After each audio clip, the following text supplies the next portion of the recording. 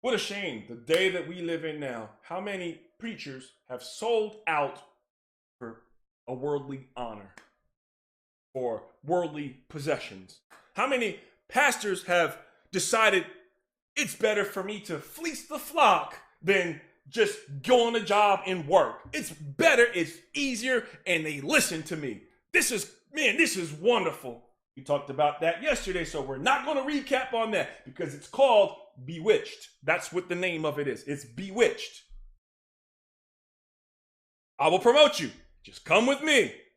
Now, keep this verse. This is a very, very, very, very important verse because now, just like the devil does, fiery darts, bullseye, bullseye, hitting them right in the head, bullseye, bullseye. The devil's throwing them fiery darts. Now, these thoughts of being very great, not a lowly prophet of God, not a lowly man that curses and blesses. What a lame job you have. But now he's getting the mindset of, man, notoriety. It's in there. When we read this, it doesn't seem like it first initially takes effect, but it's in there. Isn't that how the devil does it? He just puts it in there.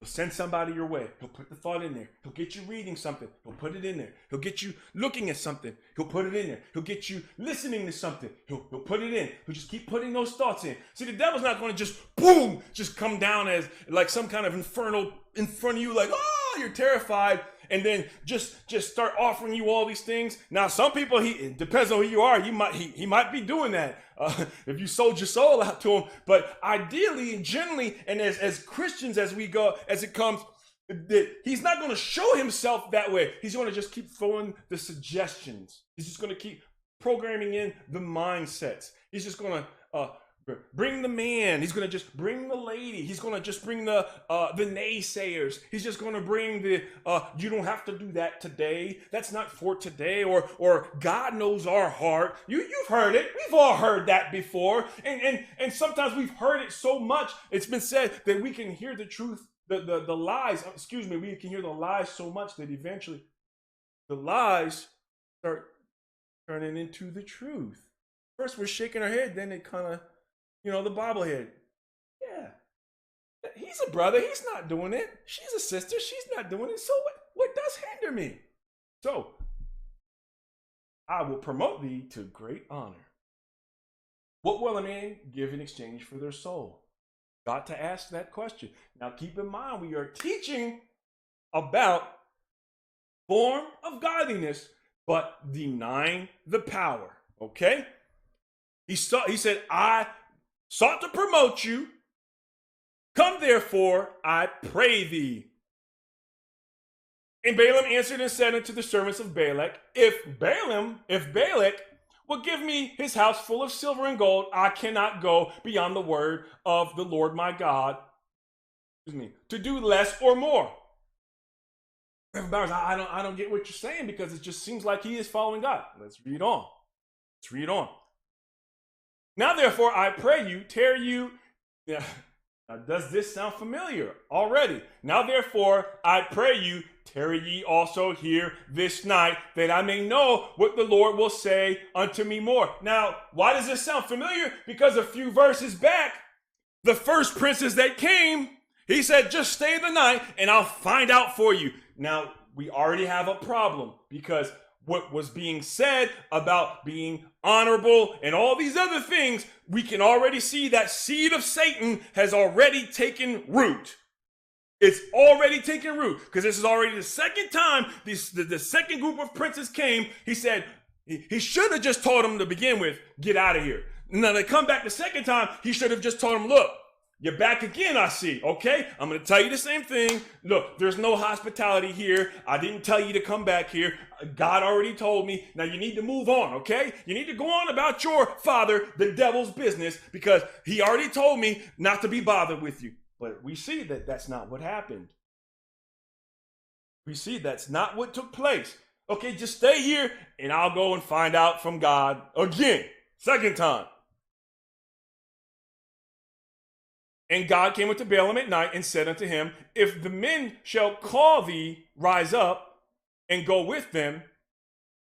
But yet the word which I shall say unto thee, thou shalt do. So the Lord's telling him, look, if they, okay, so they're here and they tell you to rise up and come with them, I'm going to give you the word to say to them, okay? I'm going to let you know what to say to them. Now get this. And I was thinking about this. I said, man, isn't this Christian sometime how God tells us something? We just turn around and go the other way. We just go the other way. God said, go there. We just turn around, go the other way. Now look at this. Keep in mind here. See, I want to point these things out, okay? Now, God just spoke to this man in the middle of the night. He just spoke to him in the middle of the night. All right? God came to Balaam at night, and he said, look, when they come, they say this, don't go with them. I'll let you know what's going to be said. The next day, and Balaam rose up in the morning and saddled his ass and went with the princes of Moab. Oh, man, are you serious right now? The night before, God told him, I'm going to let you know, and we already knew what he was going to say because he already told him, I'm going to let you know what to say. Here, we already know. It was already rehearsed in his ear not to go with the people. But Balaam decides, get up in the morning and go with these people. And God's anger was kindled because he went, and as the angel of the Lord stood in the way for an adversary against him. Now he was riding upon his ass, and his 2 servants were with him. Now we can't read all the verses, and we're going to skip down to verse 34. But if you've never read the rest of this part we're skipping, it's quite interesting because the animal that he's riding begins to see the angel, which he does not see. He doesn't even see. The angel's there about to kill him. And he gets mad at the animal. So, but we're not going to teach all that because we've got still quite a bit to go. So as we skip down here to verse 34. So at this point in time, Balaam realizes, man, I sinned. I think I messed up pretty bad here. Lord, I should not have done that. It was wrong. Okay. And Balaam said unto the angel of the Lord, I have sinned, for I knew not that thou stoodest in the way against me. Now therefore, if it displeaseth thee, I will get me back again. Now listen, now I just want to keep reiterating. How did he even end up in this situation where the angel was about to kill him? If he would have just repeating it, I'm going to repeat it again and again. If he would have just sent the people away the first time. See, when we don't send them away, they become part of our life. They become part of our influences. The people that are not godly start to implant things in our mind and in our heart and try to grab us and get us to go to places that we ought not to be. Get us to do things that we ought not do. And see, you understand this. Don't matter if you say you're a Christian. If somebody can get you out to whatever place of ill repute, they're going to get you out there and they're going to treat you like a trophy. And you can't turn around like some Christians want to be all religious. Oh, I feel like a martyr. You ain't no martyr. You knew what was right, but you wanted to be like Balaam when God said, don't do it. Don't go with these people to this area. And you went anyway. And now look what happened. How many times did people, and myself included, I don't hang with that crowd and haven't for very, very, very many years. But how many times, if you could think as back as a sinner, or maybe you're a sinner now and not a Christian, and you can think back, we just got into the New Year's. How many people said, man, I'm staying home. I don't want no part of that. And their friends came and dragged them. And then you hear about it. You read in the obituaries. Young man, young lady, drunk driver, killed. Because somebody grabbed them and pulled them and said, let's go, man, let's do this. Yeah, New Year. Happens all the time. Happens all the time.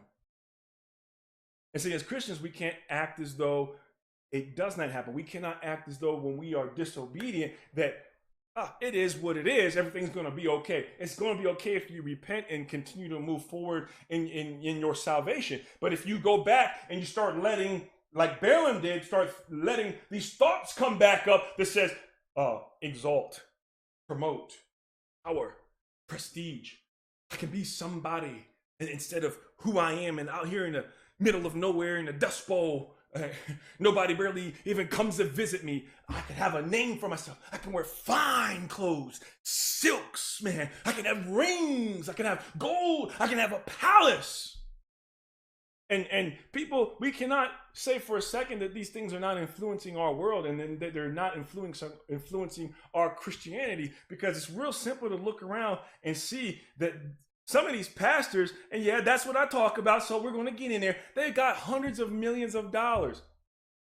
And we're not teaching about that, but I'm just going to throw this out. To me, that makes absolutely zero sense. It makes zero sense when your pastor has hundreds of millions of dollars and you got people who have been attending that church for 10, 15 years, and they're struggling. But that pastor will never pull them aside and say, here's an offering.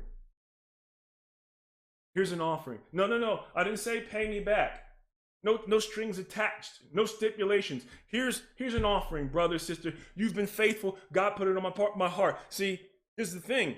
They're not going to know that God's putting it on their heart if they're like Balaam looking for the money. And if a pastor is looking for what they can get from you in materialistic gain, then they're not going to be caring about your soul. And I'm saying this because I was part of that. I went to 2 churches that were like that. And this is why I explain these things. This is my open lesson to talk about, man, yeah, who would get in there and start discussing something about denying the power and having a form of godliness? Man, with this day and age, where preachers are talking about prosperity, make some money, give me a prophecy. But really, we don't have time for that, because it is the last days. We've got to start making some better decisions with our Christianity.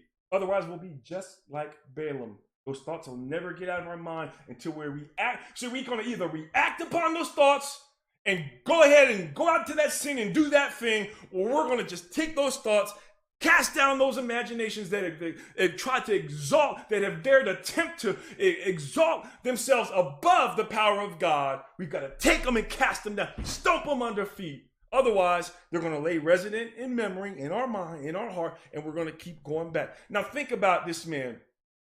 I wasn't here. I'm not him. And we don't read the details of what was going on in his mind. But man, if I could just paraphrase, okay, once again, so you don't say I'm a false preacher and I'm making up stuff. If we could just use our mind, our imagination, if you would, initially, when he first heard about being made somebody, man, even right after that God had told him what to do, I could just see, if I could visualize it, that man was tossing and turning. Balaam was tossing and turning all night and listening to what God said, and then listening to what the devil was saying, listening to what God was saying, and then thinking about the prosperity, and then listening to what God was saying to avoid these people like the plague, and listening to being lifted up and being something. I could imagine he was just tossing and turning because he made up his mind in the middle of the night, because he just got right up and left.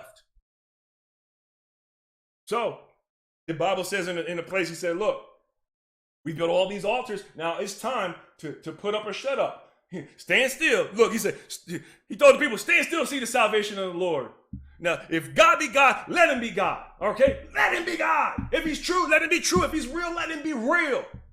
If he's going to bless you and take care of you, then let him do it. Stop going off into other avenues, because when we start embarking on those journeys, we are going to find ourselves with what we had as a power of God, but then we're going to end up with a form of what we really should have. Now, we know as we read the Bible, in the book of Acts, we're supposed to have the power, okay? So let's keep the power God gives us and leave all the rest of that nonsense alone.